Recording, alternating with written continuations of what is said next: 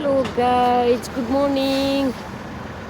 म चाहिँ मेरो साथीलाई पर्खिरहेको थिएँ। साथी पनि आइसक्यो। हामी चाहिँ बिहान बिहान काम गरेर आउँदैछौँ। रातिको सिफ्ट थियो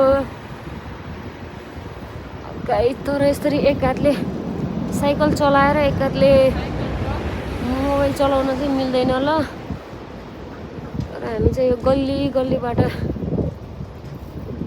जाने हुनाले चाहिँ सो अलिअलि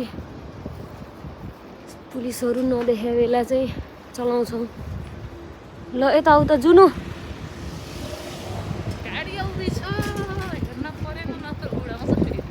त्यही त गाडी आउँदैछ, विचार गरिराखौँ गाइज। आजदेखि चाहिँ मेरो दिनको दिन एउटा एउटा ब्लग बनाउँछु। मौसमले च्यालेन्ज गरे जस्तो छ। घुम्नु जानु त हुन्थ्यो, प्लानहरू त टन्नै छ, तर पनि के गर्ने जान चाहिँ सकिन्छ। आज गएर सुत्ने, स्कुल पनि बिदा छ, काम पनि राति मात्रै छ।